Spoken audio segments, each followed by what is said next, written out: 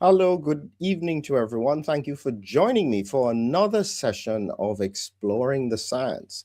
This one is slightly outside of COVID, but the reason I was interested was because of something that happened in the research world. And straight away, as I noticed patterns, I usually want to explore them.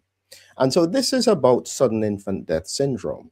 And the backstory to this is that I had been in contact with one of the authors years ago, and I'd always meant to talk about this. And then I just kept on forgetting, or something else came up.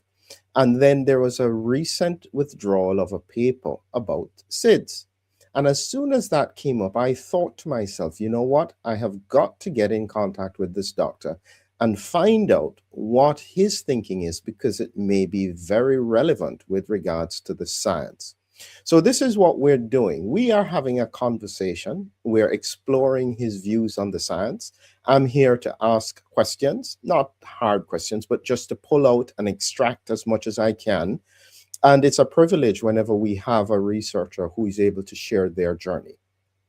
I'll ask everyone, if you're with us, share where you're from. I usually share which parts of the world you are. It just helps people to know that this is a broad audience that we are listening with.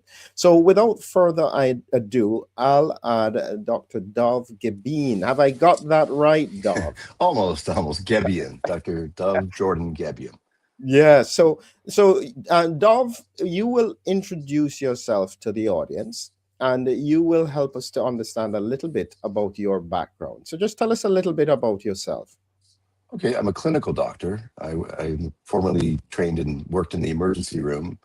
I did residency in Grand Rapids, Michigan. I'm from Toronto, Canada. I came back to Canada and been practicing medicine here since 2009.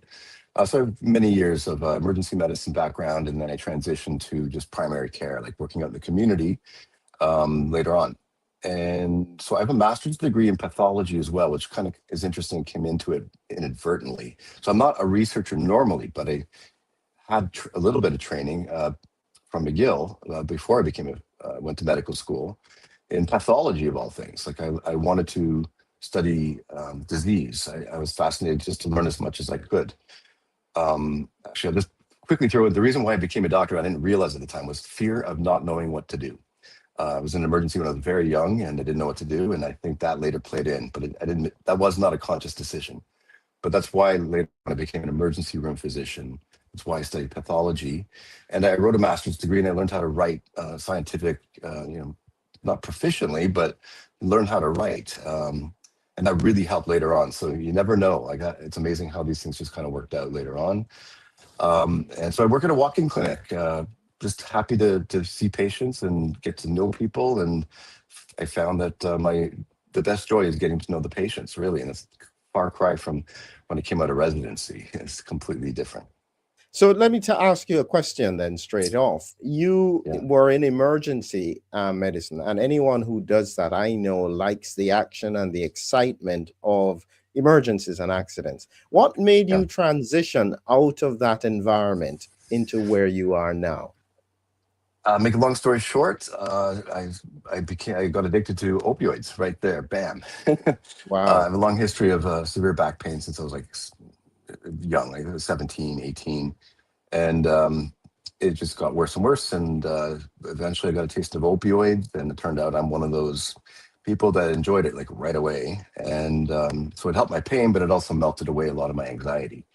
And slowly developed an addiction. And that just got out of control later on. Um, and I just crashed and burned in a shorter period of time. I transitioned from a pill opioid to a more stronger opioid and just fell apart.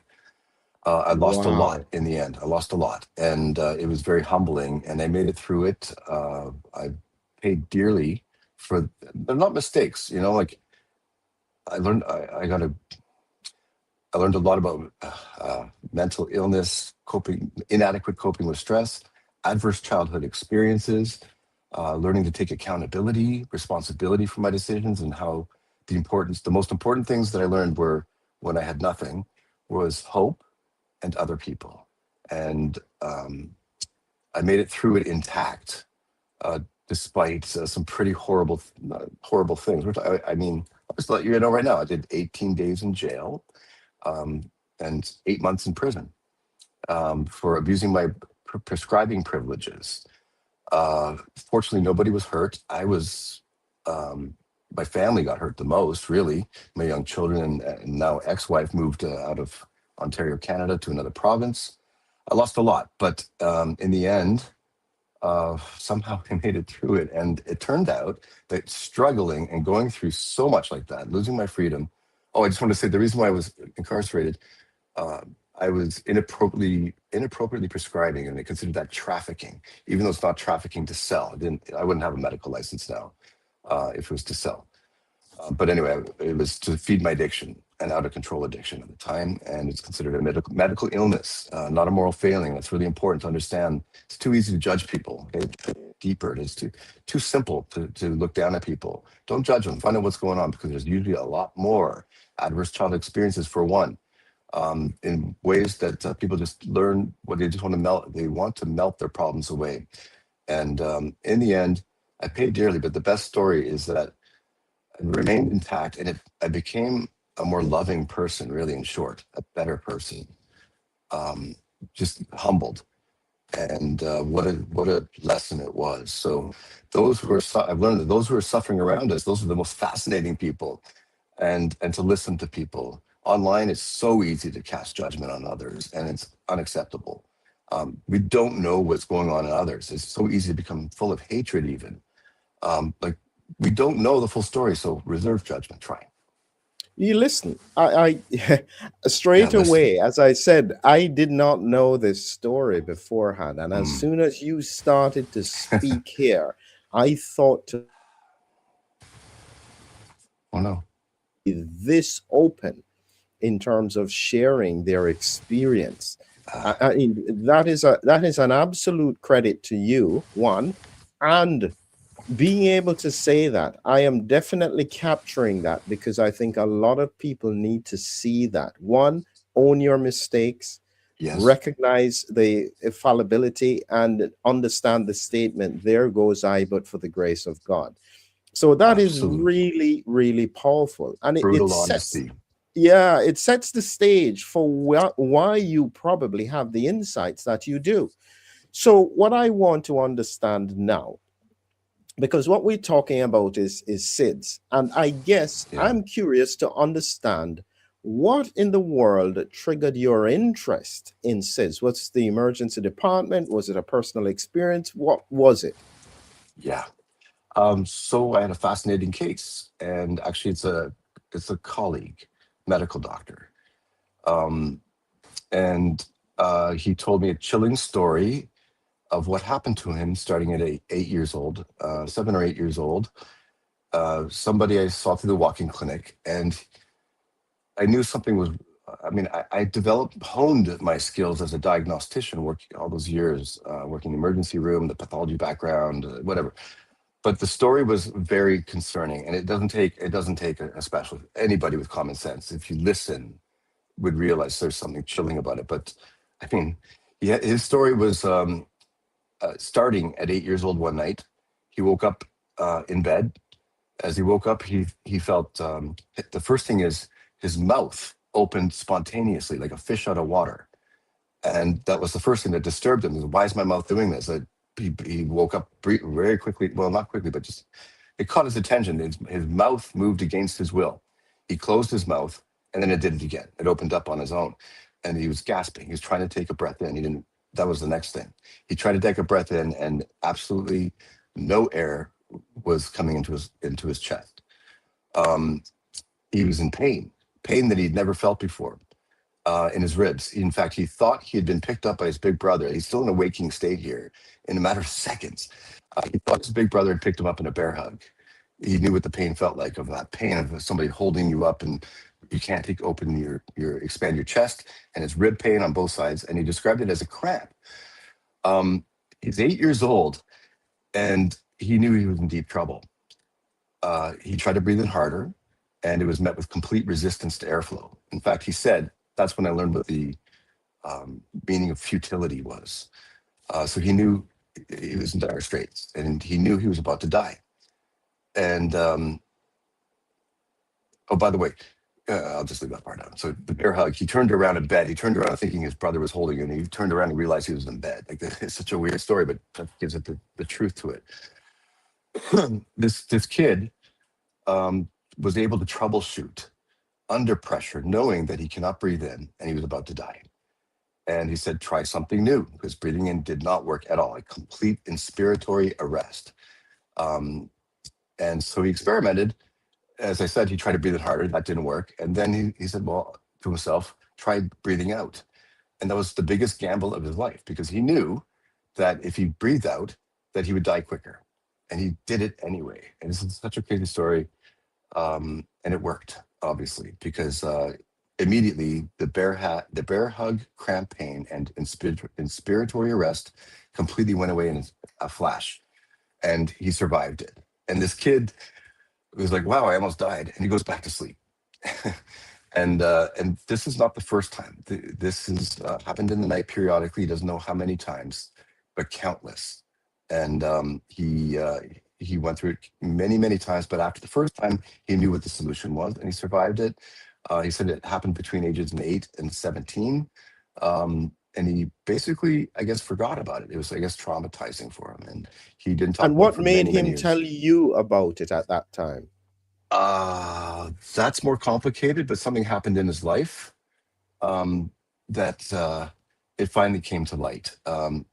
It's weird how the sleeping life, the night life of sleeping, seems so separate, and things happen in the night that people are like, don't talk about it sometimes. There's a lot of, in my research, I found a lot of people have a lot of things to say about, oh yeah, I remember waking up and I felt like a restriction in my ribs. So as I'm talking to people, a lot of people have stories about this, but it just doesn't come to light for some reason. So I'm hoping this conversation will do that. And lo and behold, I mean, obstructive sleep apnea is very common, underdiagnosed. And there's lots of stories of people like waking up in a panic with near death panic, and but different from this story. This kid, if he had not figured out the solution, okay, he would have died right there and then. He was 8 years old, so he was not an infant, but it was clear that this could be a mechanism of sudden infant death syndrome. But he was Wait. So you've gone too far there. When you heard that story, how did you connect it? Because you're right, other people have said this. I've heard people talking about this myself, where they couldn't quite get their breath in their night. They felt as though they couldn't breathe. But I never connected that to sudden infant death. So this is what I'm trying to see if I can unpick from your brain. How did you get to that? First of all, I had a very little knowledge about sudden infant death syndrome, and the diagnosis here, because he was older than 1 year, would have been sudden death in the young, or sudden unexpected death in childhood, SUDC. So I didn't know much about it at the time, but just thinking it through logically, I mean, had he died, the diagnosis after autopsy, as long as they didn't see any cardiac anomalies or anything out of the ordinary, it would have been ruled a generic diagnosis, like a unknown, but just like sudden infant death syndrome. The proper term for it right now is sudden unexpected death in infants. Just it's better to call it SUDI, SUDI. But anyway, what's my train of thought? An autopsy, if nothing else came up, it would have been classed as a sudden unexpected death in the young, which is no different than sudden infant death syndrome. It's a mystery. There's no explanation at autopsy. So now my research is coming in as I learn more. I want to pause you here a minute. I want to pause you here a minute, because you have just opened something that I had not thought of. Okay. In the post-COVID period here, a lot of people have been talking about sudden deaths, okay? It's one thing to have somebody fall and collapse on a football field or running or something. But we have been seeing patients who go to sleep and don't wake up. My presumption has always been that this is likely to be a cardiac arrhythmia, that they have had some kind of rhythm disturbance, because there's no pathological.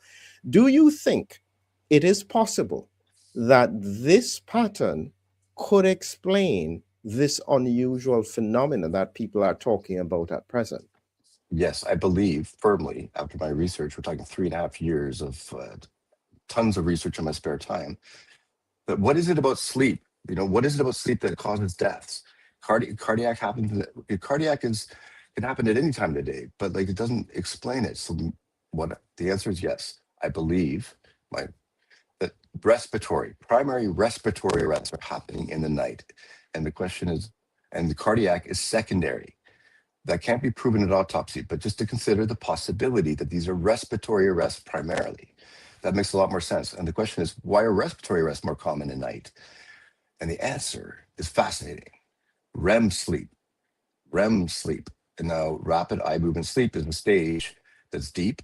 And when the central nervous system shuts down all skeletal muscles, when we're dreaming, so we don't act out our dreams, over many years of evolution, if our muscles are working and we act out our dreams, we will fall out of the tree and we will die. For example, I mean, it's we cannot. The body gets shut down. The muscles of the body get shut down during REM sleep, and we all know this. If you look at a sleeping dog, they're muffled barking, they're kind of muted movements of their paws. But what happens? What happens in REM sleep? What happens to the respiratory muscles? Because it turns out they're also skeletal muscles. There's the respiratory pump muscles, which is the diaphragm, but also the accessory respiratory muscles, which are in the rib cage, between the ribs, intercostal muscles. Now, this patient zero, that's the name of the patient I had. I didn't say that before. He described bear hug rib pain, cramping of the ribs. And so during REM, this gets a little confusing, but during REM sleep, the accessory muscles of breathing shut down. That's known. There's papers, lots of papers showing that.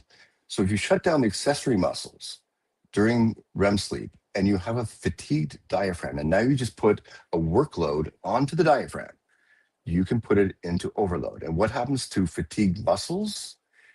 As we all know, they can become cramp prone. And I mean, the patient zero said it himself, cramp, diaphragm.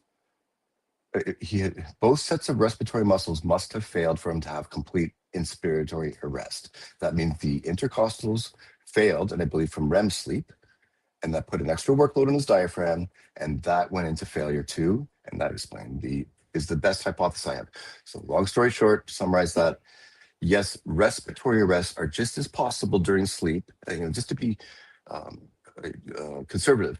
Respiratory arrests are just as possible during sleep as our cardiac arrests. In fact, cardiac arrests, what makes them special? Why would they happen during sleep? Because of bad dreams, a hyperadrenal system? Doesn't make sense. But I think the REM sleep hypothesis has some weight to it, as I've learned. Wait, let me push on this one here, because I can imagine if a clinician is watching this. We see these patients go into left ventricular failure 4 o'clock to 6 o'clock in the morning with a cortisol surge. So they could argue that, yeah, cardiac events do occur in the night. And so you could have something like that. But you are right. They would be unlikely to just go into an arrhythmia where they have no background of cardiac disease. And so, so this is the bit that why I think that what you're saying is really, really interesting. Now, my question would be, in the same way that this guy had multiple episodes of this, I can't imagine that this would just happen as a one-off episode. I am imagining that this must be going on and people are not recognizing the significance of it, and then they have a severe episode. Is that more reasonable?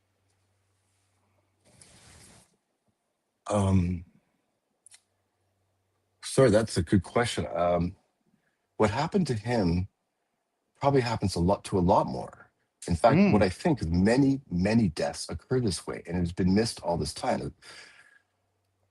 But why haven't we heard about this from other people? And the answer, I believe, is that sadly, he was 8 years old and was plastic mind, plastic body, and he didn't panic.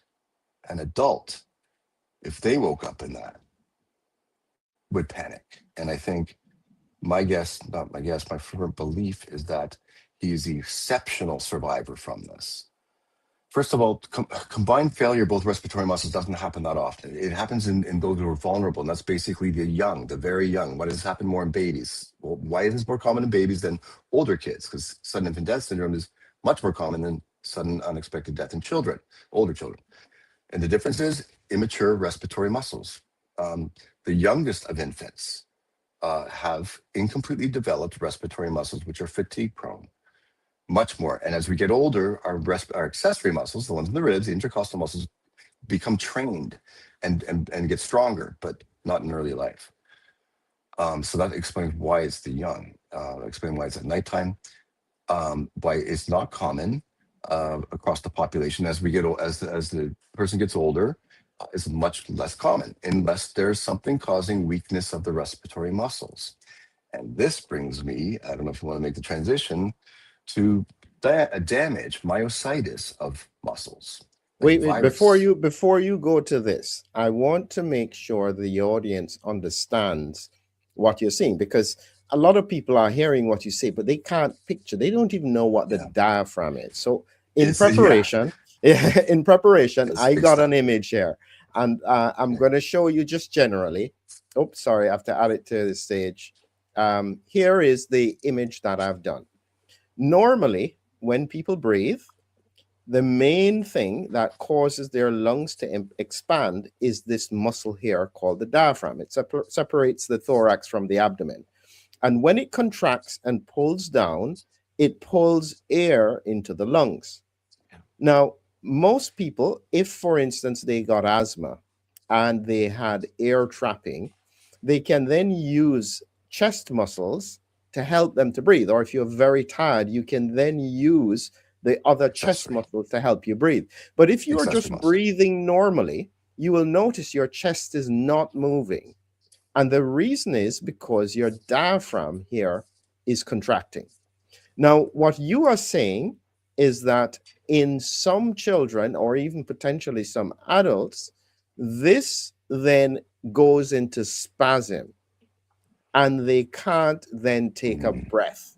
So they can't pull air down, they can't expand their thorax. And if you are not awake to be able to do chest breathing, for people who sing, when they tell them to breathe through your abdominal breathing versus chest breathing, you can get stuck in this phase, not being able to inhale. And this is effectively what you are saying happens to infants.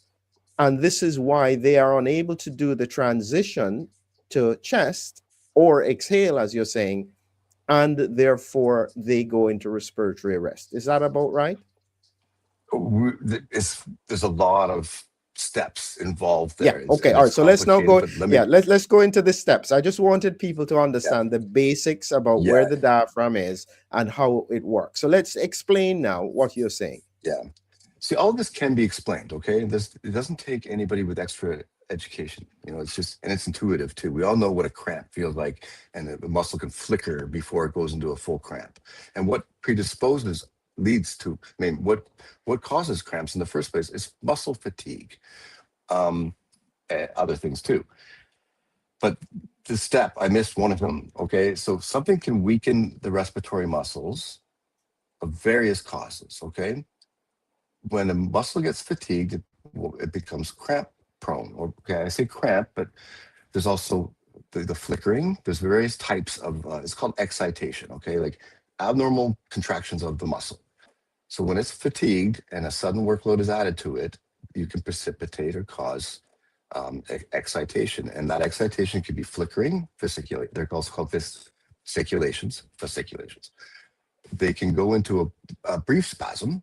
They can go into trains of spasms, which is like there's a hiccup, for example, is a diaphragm spasm. It's a single spasm with the closure up here.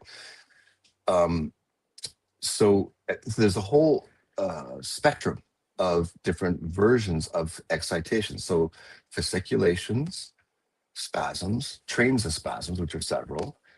And then there's, believe it or not, there's diaphragm flutter. It's a known thing. It's a rhythmic type abnormality, and there's plenty of papers on that. And then there's The one that I think happened in patient 0 is a sustained contraction, like tetany, like you put your finger in the socket and the muscle doesn't let go.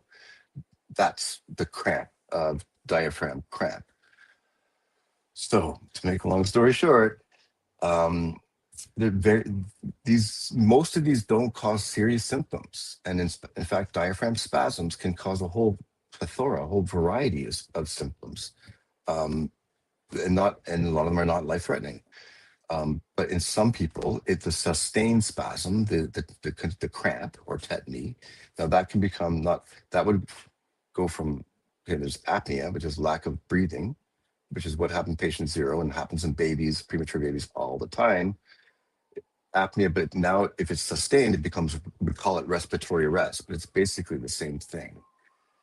So I hope I covered it there. I may not have done a great Yeah, I job. think I understand. And so, summarizing it for the audience, because I'm hearing this for the first time as well, is that different kinds of muscular movements, in this case, when it comes to SIDS, instead of it just being a single contraction like a hiccup, it is a sustained contraction of the diaphragm, which locks it into position.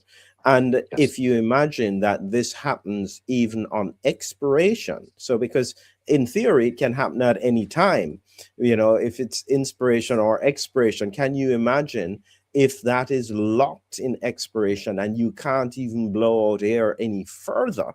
That is potentially very frightening. Now, I want you to help people to understand something, because you must have applied thought to this. Because a lot of people will be now thinking in their mind, oh my goodness, I remember waking up in the night and I couldn't move and I couldn't breathe and I felt as though something on my chest. Yeah, exactly. Something is on my chest. I have heard that on multiple occasions. Yeah. Is that the same thing? It's, there's incubus, succubus as well. There's some crazy stuff there, but let's start with the medicine here. With the medicine, it's people there's people waking up, sleep paralysis. Okay, some people wake up when they're in REM sleep. I spoke before about the muscles of the body being shut down, like we're paralyzed basically, and 99% of us don't wake up during it, and we're in a sleep. But some people reach the waking state, but they're locked into their body, and that is scary as hell when that happens to people. And at the same time, remember now their accessory muscles of breathing have been shut down, so they feel short of breath, and sometimes they describe it as like a pressure on their chest.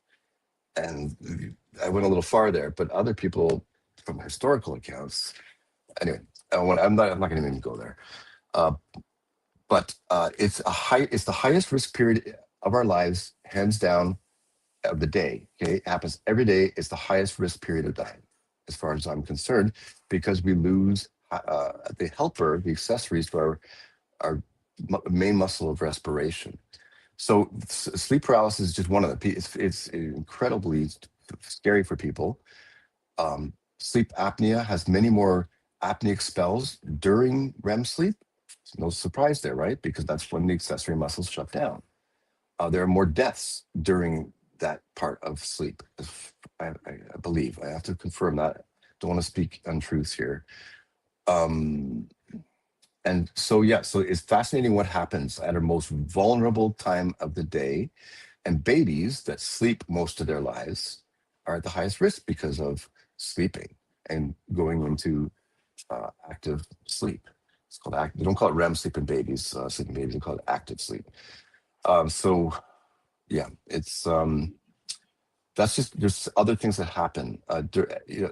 Sleep paralysis is one of them, but the point is when the accessory muscles of breathing get shut down, and that's when havoc can happen. What I want to do here, because a lot of people, again, may not have heard about in a sense, the thinking behind SIDS, sudden infant death syndrome. And so I'm sharing here your paper. And this is the 2024 one, metabolic acidosis and sudden infant death. And what I want to focus on here is when you are talking about all of the risk factors, This is a Yeah. lot of risk factors: prematurity, male sex, higher parity, low birth weight, smoking maternally, environmental check. This is like a whole chain of things. Yeah. How how does this fit with regards to this concept of diaphragmatic spasm? Why would all of these things be an increased risk? Have you got any thoughts on that? Yeah. We're talking about diaphragm fatigue factors. What can fatigue the diaphragm? And when you look at that and compare it to the SIDS risk factors, there is a massive amount of overlap. What causes muscle cramps?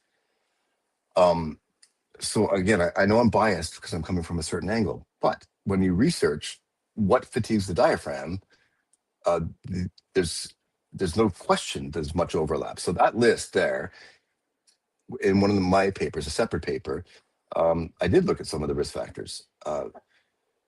So I could go into so much detail here, but I don't want to. But too much. But males, why are males at higher risk? Weaker respiratory muscles. There's plenty of papers showing that. It's not well accepted yet, but it's obvious when you put them all together that male, especially babies, have weaker respiratory muscles.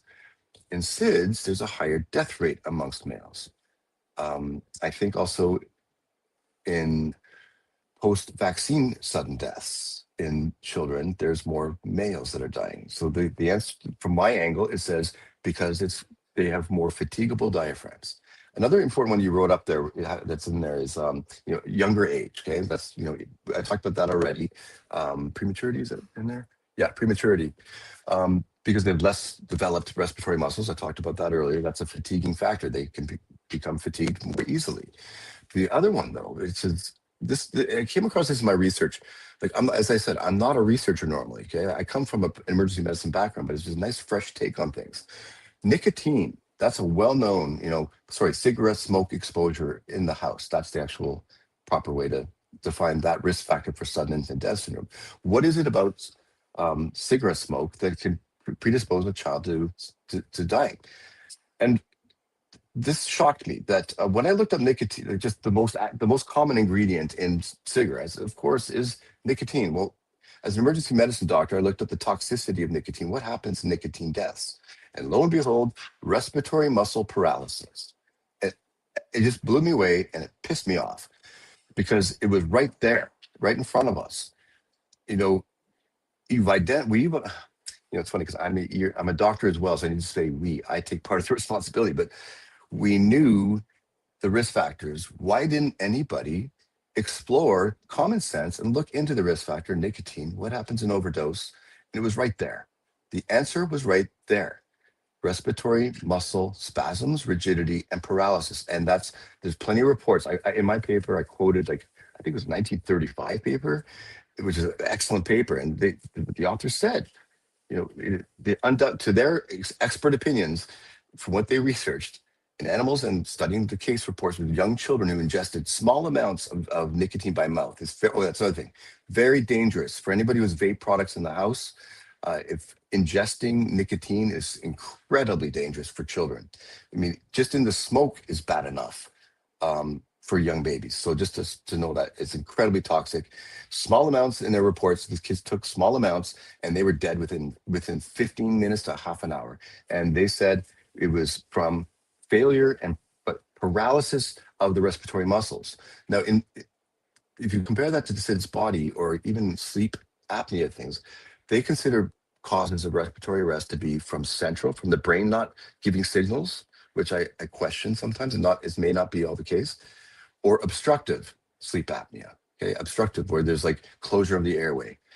But what happens in nicotine is a third mechanism, that it's failure of the respiratory muscles by going at the respiratory muscles themselves. And that's the new thing that has been there, but it didn't come to light by anybody until I came across it. And that's why I said it pissed me off, because it was there. It was right there the whole time. And how was it missed? With all this research poured into SIDS, how was this missed? The simple thing, there was the clue, smoking gun right there. So when we look at this, so this is the consensus view about SIDS. They think, is this consensus? That's your paper, but I mean, But yeah, So is this your extrapolation rather than consensus? Because in the paper you pointed that there are three things that they consider yeah, within the framework, and right. but this is your extrapolation. Yeah, the third line down, starting with, but it's best to go start on the right side. CNS dyshomeostasis. So that's Yeah. saying there's three ways for people to die, or babies to die, like from the lack of signals, or it can come from the cardiac causes, or it can come from respiratory causes. But we've simplified it here, saying we've gone right to the failure at the diaphragm muscle itself. Okay, so we're missing. Actually, never mind. Yeah, so that's the consensus. It's a basic overall look at it, and it's actually quite comprehensive. That the diagram. Sorry, I got a little complicated there. Yeah, so It, the main point here is that because when you've looked at this, and I know the feeling as to when you've seen something that you think is really important, how has the scientific community responded to your theory, the idea about this spasm? Are they open to it, or is this going to be another case Helicobacter? what was the name of the doctor? Semmelweis? Semmelweis. Yeah, yeah, seven-wise. Semmelweis reflex. I learned that from a YouTube channel. I wish I knew his name. John something. John Campbell. Excellent channel.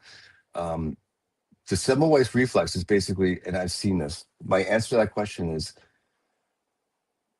I want to be nice about this, but the overwhelming, I can't believe the amount of resistance. No matter what, if you push, if you present the average, no, if you present a physician, another person or a clinician or a researcher with compelling evidence, there's this ugliness of human nature to just turn their head and refute it right off the bat, ignore it completely. It's despicable. And I have done so much outreach. It's upsetting just for me to talk about. Like, I have reached out to a tremendous extent, and it is shocking, the resistance, the reluctance to the way to be in professionalism as a physician is, hey, thanks for bringing this to my attention. I'll check it out. It sounds interesting. I appreciate it. Instead, I don't want to get too negative here, but the overwhelming response is no response. But I know I got the right contact. The overwhelming was, sometimes they say thank you, but I know better. That's what it is. It's like, who are you to come out of the woodwork and teach me something? Don't you know who I am? This is the other side of me coming out right now, because don't forget, I'm in recovery. I lost everything and regained it. And what I see in the medical profession, and this ugly side of the higher the position, I know, I'm sorry to say it, but in general, in my outreach experience over 3.5 years now, the higher the experience, the higher the position, the more reluctant that person is, and they're failing their patients and they're failing their job, and it's an imposter syndrome. Really, I'm extremely upset about that.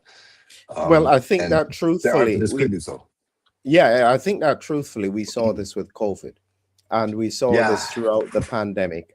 same With ugliness. regards to, Yes, yeah, it's a similar kind of thing where people who came up with ideas, who were trying to find solutions, technically became the bad guy.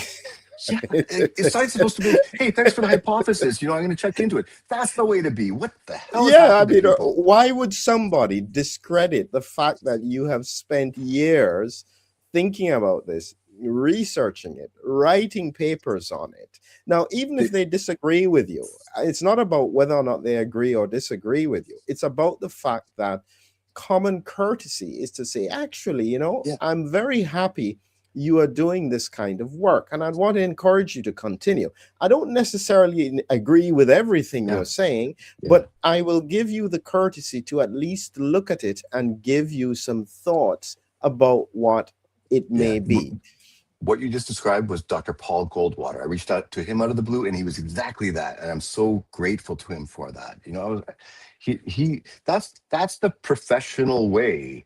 Yes, So now you've mentioned Dr. Paul Goldwater. Now there is an important thing, because he's in Australia, isn't he?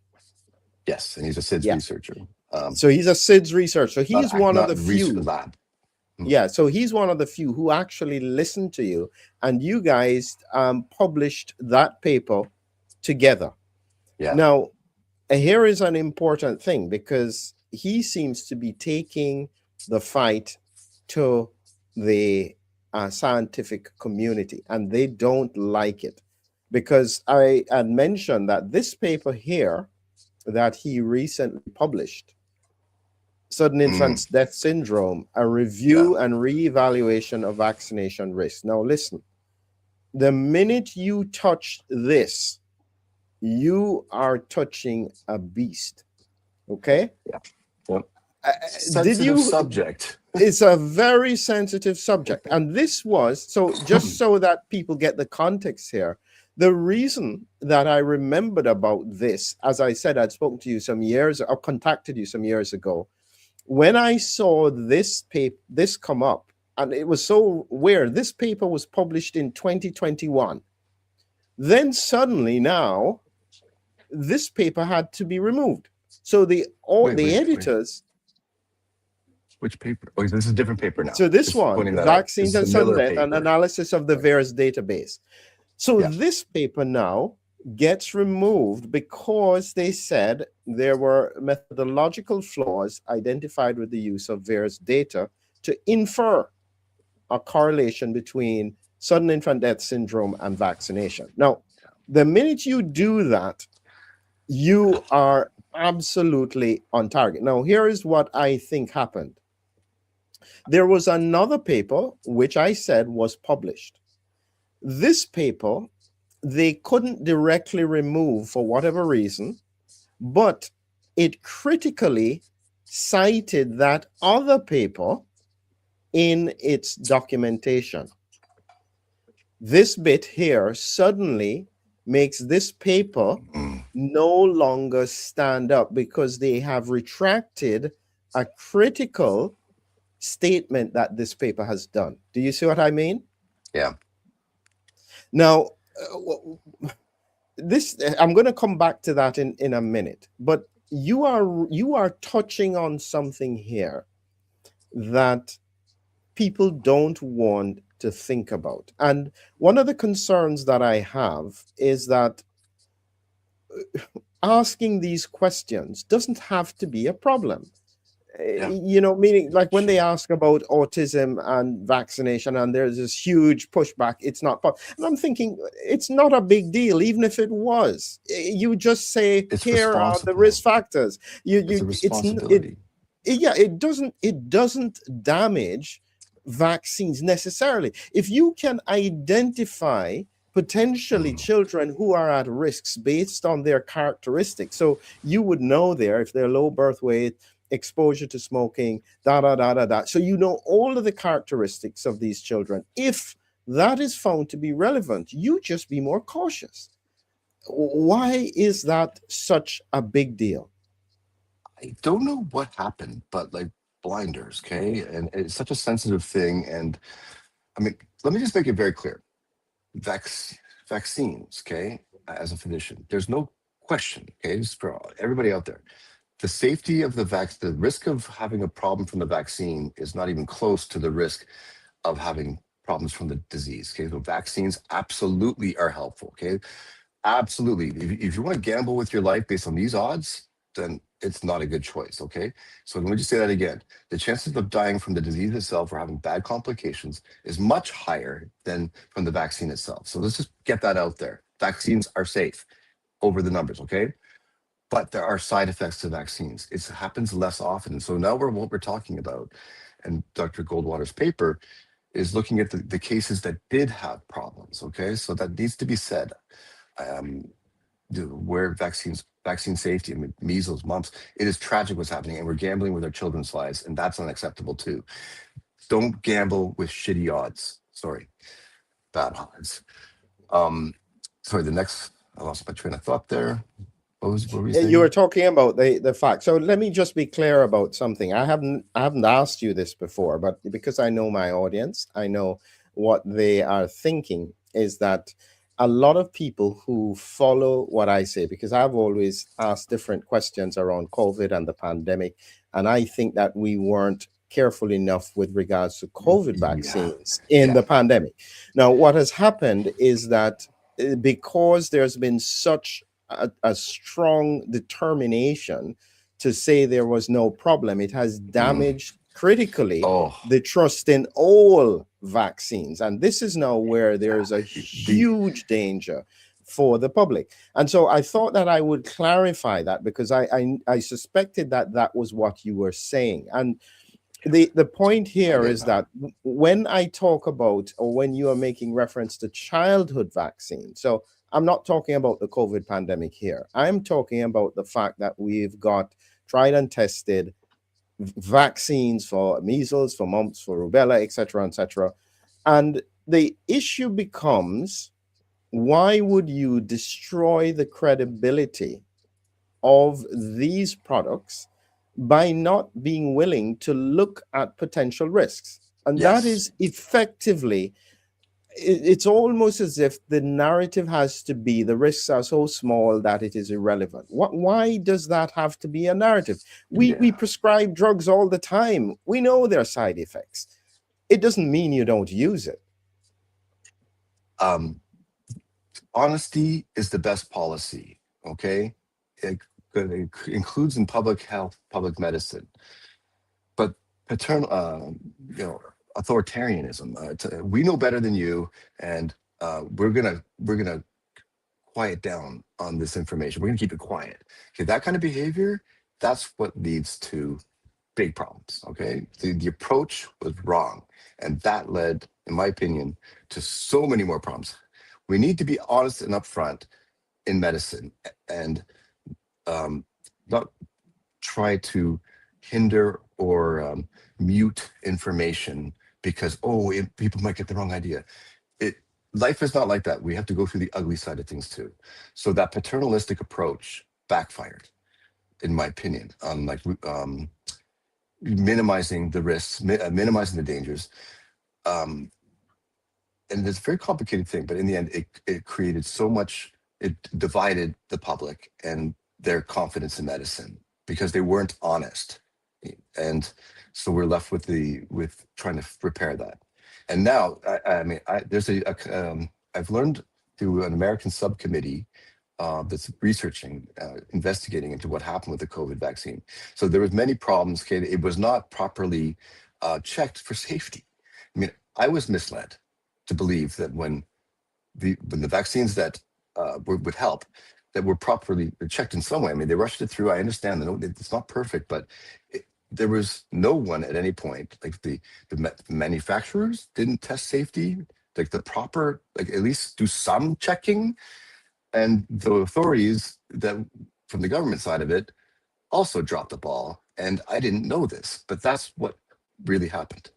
So there was a big failure, and there's a subcommittee being chaired by Senator Ron Johnson from Wisconsin, and it is fascinating. They're finally, someone's like saying, finally they're uncovering it, and they're calling the BS about what happened. How the tragic thing though is many people's careers, they did honest work, honest papers. They were just producing results, but it didn't coincide with the paternalistic approach, and so they were shut down. Like you said before, like they're treated as their careers are ruined because they were shut down. And so the tragic thing is, okay, so now science is no longer open debate. Like, where are we headed now if we can't just be honest? Yeah, It's so despicable, it's this is disgusting. where it's coming right back to the question that you are doing with the SIDS research. You are touching on a nerve that, as I said, I think the minimum that needs to be done with this is to look carefully at it, because straight away, part of the reason why I wanted to talk to you is that once you mentioned myositis, inflammation in the muscles in the Yeah, diaphragm, I knew straight away that that could help to explain why a lot of people who have post-COVID kind of pathology could have ongoing shortness of breath and chest pain. Just diaphragmatic myositis.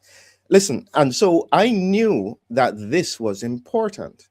But it only comes when you allow yourself the opportunity to reflect on the science and the implications of the science.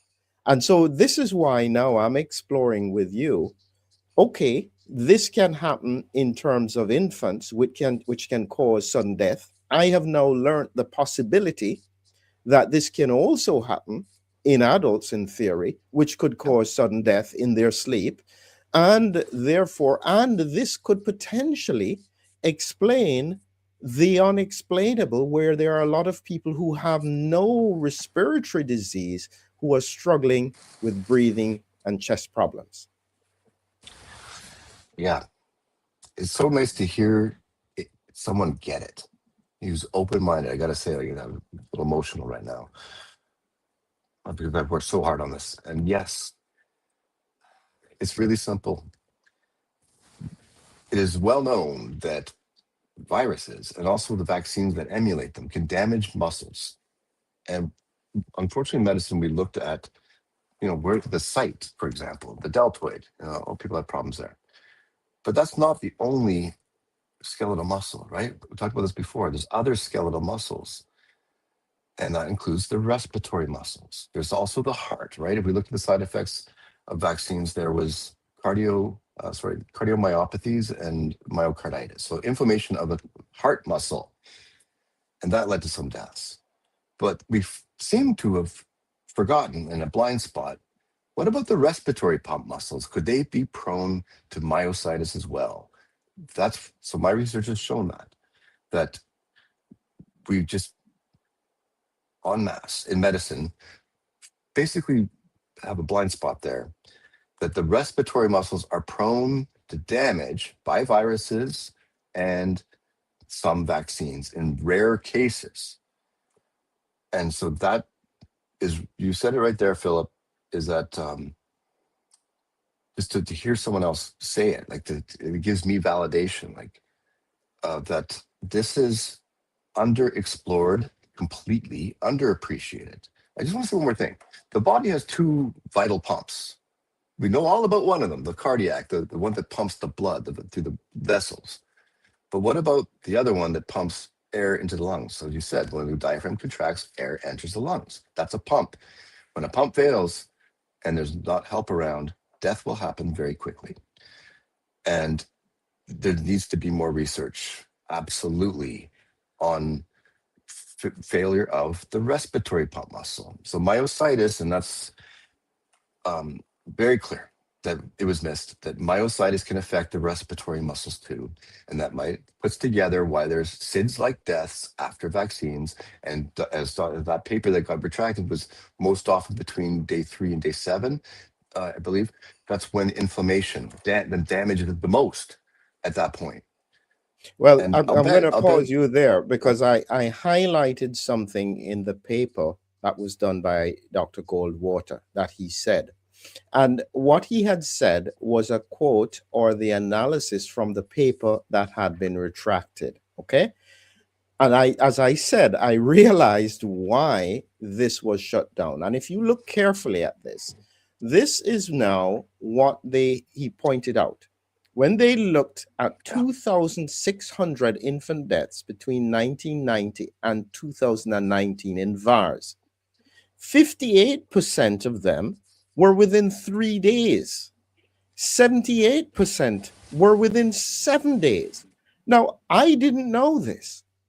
And now what they have said is that it is inappropriate to use this VARS adverse event reporting system to make that analysis. Well, what I would say is please just find all of them. Whoever has access to this, please just look at all of the deaths and confirm what the numbers are in terms of time frames. Yeah. Now, further, taking it further, he also positioned this in a confidential report from a manufacturer. 62.7% of these deaths were within 3 days, 89.6% within 7 days, and 97% in 10 days. I mean, when I saw this, I was flabbergasted. Yeah. I literally thought to myself, you are not telling me the scientific community knows this and is not investigating it? What is that? Yeah, and they like to rip into the VAERS database data collection and say, oh, it's not accurate, but you can't prove causation or association even. But look at it. The deaths, first of all, there's tons of reports of sudden deaths happening within hours of the first day after a vaccine. There's many of those. And all the parents out there who hear this, I got you. I will look out for you. And they get just dismissed. And so when you look at that, at the very least, a thinking human being without bias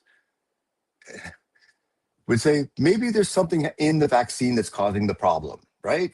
That's just like no brainer. And so, but that paper now has been retracted. That's good evidence. I mean, all it's saying is simply most of the deaths occur between day 3 and day 7. Like, that's not bad. That's not bad research. That's not bad data. And so So we're I think obligated to look at it. I think just in case somebody is watching this who is really upset about me raising this, let me explain something that I think is important. People call me anti-vaccine because I challenged what happened with COVID with the vaccine, and I'm explaining. I am just interested in reducing adverse outcomes for patients. Yeah. Just because I would tell a patient about bleeding risks with warfarin doesn't mean me anti-warfarin. Excellent. I just need to be better at selecting the patients who are at lowest risk. In the age of AI, and I would say this now to any vaccine advocate, in this context where we are now in 2026 with the power of AI, you can risk stratify each individual very easily. And all you have to do is identify the risk factors. We know what the risk factors are. They have got it all listed here in this document. You're talking about risk stratification. We know what the SIDS risk factors are. And so therefore, if you see a high risk patient, when you actually combine all of this, and they are scoring whatever, because if, say, for instance, a male who had developmental problems, prematurity, is higher parity, parent is smoking, had a recent infection, lots of poor sleep, not breastfeeding, this is a high risk patient. And so what you would then do is you may then make sure you space your vaccines. You don't give them all at once. You time them. You think about it. You make sure that they are settled. They don't have any concurrent infections before you do it. What in the world is wrong with risk stratification? Yeah, it's infuriating, and I can't explain it, but that is where it's looking like that's where it should go. And there's other tools, by the way. Like my research says, you can also do blood tests for muscle breakdown proteins, and help identify during an acute episode which children would be at risk. So yeah, it's very slow. I just got to say, like, medical research and medicine and progress is incredibly painfully slow, as I've learned in my outreach efforts. I now know why. But that is what to aim for. Yes, risk stratification, which of the whole population can we identify which ones are the needle in the haystack, and warn the parents, if this happens, or then they come in and get the blood test, at the community even, and then pick them out and bring them into hospital. The other thing I want to say is that the part of the reason why the respiratory arrest has been missed. The question is why? How has it gone through all this time? It's because of the inadequacy of respiratory monitoring techniques. We're limited. Modern medicine is limited in how we can measure it, and it's complicated. But that's part of the problem. And home SIDS monitors as well. They don't capture it either easily. Okay, but they can be designed in different ways to improve that technology based on this new information. So, yeah, I want to keep it positive. I've been very harsh on the medical establishment, especially with like putting a blind eye to things, and trying to control the conversation instead of having brutal honesty. Right? That's how I started this conversation. It takes brutal honesty in science, especially in science, to to do proper science and reestablish the reputation of the people, because it's just big time backfire. I hope that the decision makers learn their lesson there. Just be honest. All right, so I could So go let, on let about me that one. let, let me stretch your mind a little bit now, Dov. So let's just think about it a moment, because as I said, it's one thing with regards to SIDS. Now, I'm not a pediatrician. I don't have any contact with little ones, so I know that's outside of my realm. However, I want to explore the concept of diaphragmatic myositis being present across the population and carrying with it symptom and potentially longer term risk. When you Mhm. think about it, how can we identify Mm. the patients who may have diaphragmatic myositis, which could be causing them, as I said, the shortness of breath, the chest pain?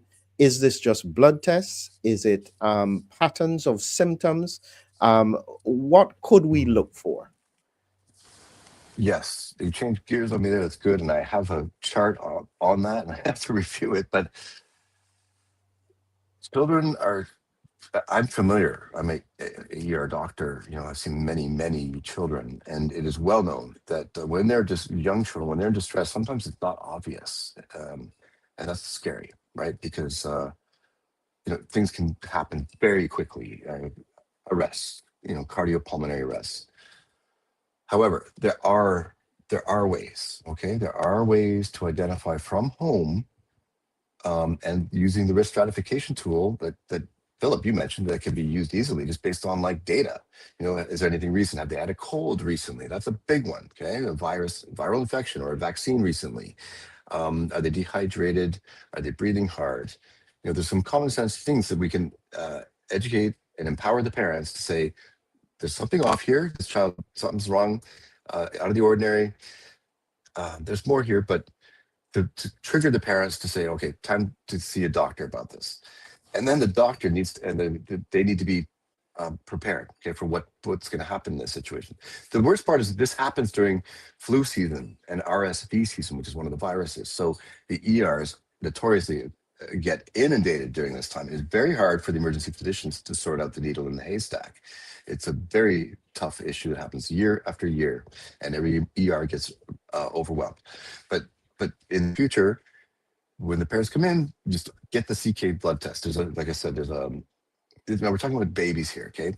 Um, but a simple blood test can look at the muscle breakdown protein, CK, creatine kinase. It's really a simple blood test. And if it's elevated, like significantly elevated, you know that some muscle breakdown is happening in that child needs to be admitted to the hospital. If it's negative or low, then you can send home, or you can put in intermediate category. But triaging these ones, what do we do as far as in the emergency room? And then which ones to admit. So that makes it a lot easier, because right now it just like, who do you admit? How do you know which of these babies to admit? It's hard to sort it out. And then there's the new monitoring techniques that can be used. And at home, there's nothing like it yet. And gets complicated. And I'm sure there's gonna be a lot of people very interested to learn about this. Um, but it's complicated. Okay, to how do you monitor this at home? How do you monitor this in the hospital? Because it's being missed right now. The technology that's being used is not capturing it. But getting back to your questions, like enabling the parents. One more thing, just on that, every brand new parent needs to be taught about CPR on their baby. And I don't know if that's being done, to be honest. What to do if that child stops breathing? Like this is how these. Like, there's so many reports.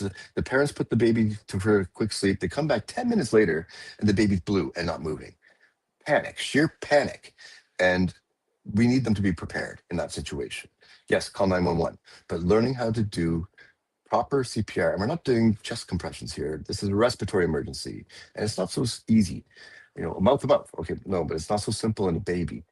but we need to educate the parents on how to handle it. Yes, it's mouth to mouth. Yes, it's opening the airway so the baby it can block easier. But if we can get the parents to deliver air right away, we will have a higher survival rate right off the bat. Um, so yeah, there's a lot of ways to go in this, and I like the tone of this of bringing it more positive, and to see where in the future AI absolutely it is absolutely going to be helpful in that. I actually am pushing you even further than where you're going, Dov. I Okay. want to know how we find this in adults. Yeah. Because so the reason why I said CK in babies, because like babies aren't running around playing, Yeah, yeah, so true. Yeah, yeah, yeah. so But that's where I the CK understand. level reflects. Yep. But the But yeah. people that I am thinking about, because I'm already processing it in my mind and I'm just thinking Mm, about it. Okay, they've got shortness of breath, they're getting chest pain, all their tests have come back normal. They haven't got a mm. PE, they haven't got And they myocarditis, they're still struggling with their symptoms. the How CK can level wasn't I done. know whether or not this is diaphragmatic disease inflammation? That's the bit that I'm now Yeah. thinking It- about. yeah. It's harder, but you could still do a CK level on them. Okay. I mean, as long CK can be elevated. It's not specific to the respiratory muscles. It's muscles of the whole body, right? So skeletal muscles. So as long as there's like no explanation of what else could be causing it, have they been working out lately or went on a jog or whatever, you can still use the CK level and follow it over time, the trend over time. Um, in fact, if they get worse breathing, then you follow the CK level, see what's happening. It may go together. There are ways absolutely to monitor this in adults. Okay, absolutely. I mean, at the bedside, it's obvious that when somebody's having more breathing issues to non-doctors, it's obvious. But there is the technology, electromyography of the diaphragm, ultrasound of the diaphragm, MRI of the diaphragm.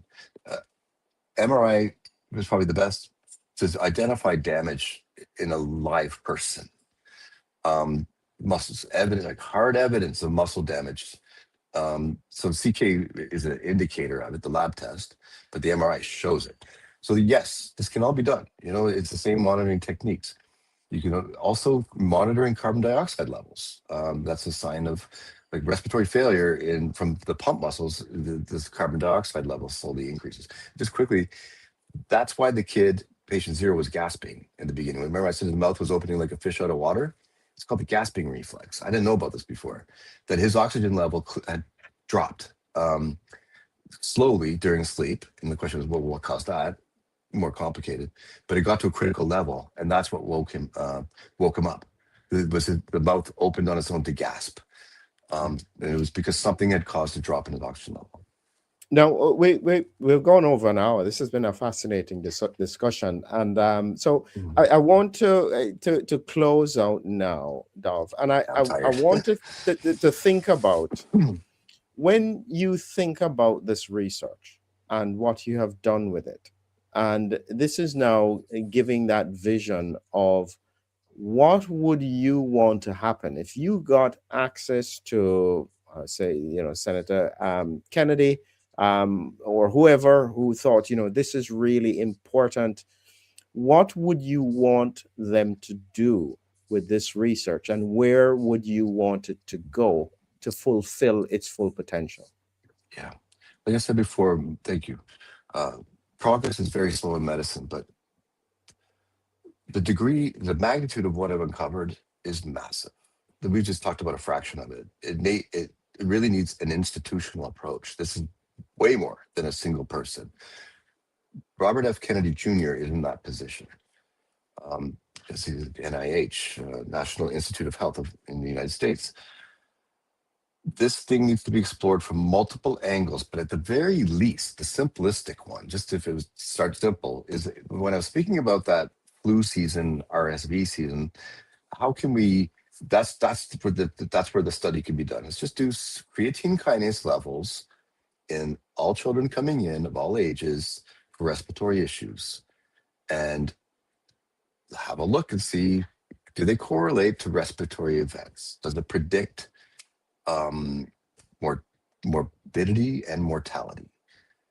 There's so many ways to go with it. That's the simplest way. It's just a basic lab test. So that's where you can start. But as far as like the angle of the other thing that's really painful is that looking at autopsies.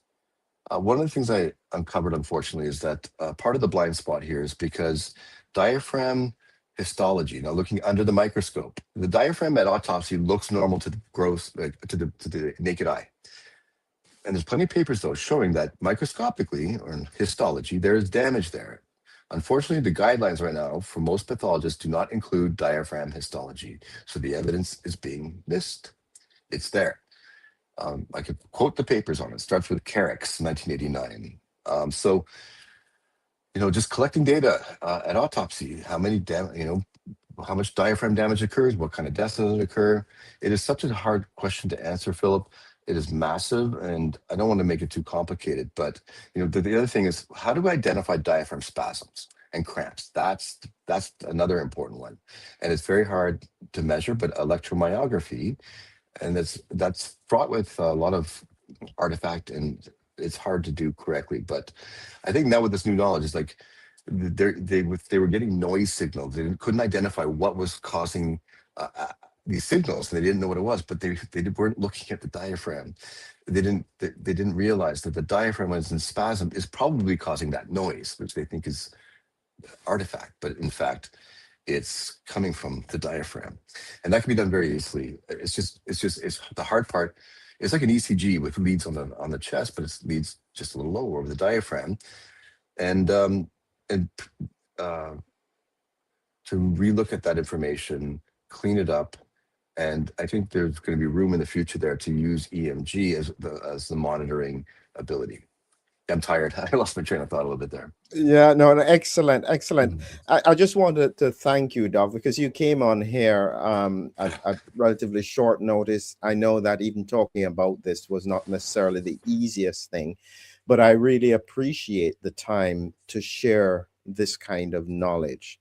And what I hope for, because the truth is that it's a topic that not many people think about, and it's only largely relevant to parents of little babies. Beyond Mhm. 1 year old, they probably won't think about it.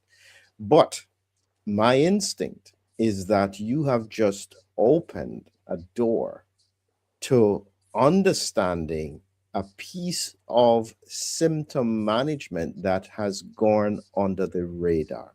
And I'm definitely going to be looking in more detail at this from a post-viral because I know I can instinctively feel this is really, really important. And the other one is to do with sudden deaths in the sleep. I really think if somebody has not had cardiac disease, if you're then going to think, if it is going to be something, it's less likely to be an arrhythmia unless you find clear evidence they've got something on their Mhm. heart, maybe a hypertrophic heart. That's different. But if they have a normal heart and they have no family history, then that could strongly suggest this is something else. So I'm going to be running with that concept. I'll Thank you. certainly make reference to you Okay. for it. So thank you very much again, Dov, Oh, I want and to I'll may I ask. point out? I just want to may I Yeah. say something here is important. How to prevent this? Like practical advice to people who are listening to this right now. How can you prevent this? If you have a loved one and they're very sick and close to death, tell them, like, should you feel yourself waking up in a pain you've never felt before, like a cramp in your muscles, but feels like someone picked you up in a bear hug or something similar, go against the grain, breathe, and you can, assuming if they can't breathe in and they know they're about to die, breathe out to breathe in. That's what patient zero did, and it saved him. That's number one. That's the best advice. There's no harm in dispensing that advice. Number two is with all ages, as I said, sleep is the highest risk period. So those at risk with weak muscles or during a cold or dehydration is to another interesting thing is we don't give fluids to our young before bed because we want to do potty training. The thing is, give them fluids before bed because the dehydration, reversing the dehydration can prevent this. Give anti-inflammatories for fever, even if the child doesn't look well. If they're in pain or there's anything unusual, it's okay to give a little bit of Tylenol or ibuprofen. Okay, these things can help reduce the risk. I know I don't have evidence for it. Okay, but it's just common sense. And we're talking about lives here, so I don't need the evidence. Like I would love to have it. We don't have it right now. We want to prevent deaths. So what else can we do? Thumb sucking is fine. In fact, it helps. It's SIDS preventative. Pacifiers or sookies, which I learned the Brits call it, are SIDS preventative. So yeah, there's measures we can do to enable people to do something rather than feel powerless. Excellent, excellent, excellent. So again, thank you very much. I appreciate the Well, people thank who you. have been with us Thank all you. this time. And if you just stay with me until after, and I'll just do this outro so that we can quickly chat. Thank you, everyone, for being with us, and have a great evening.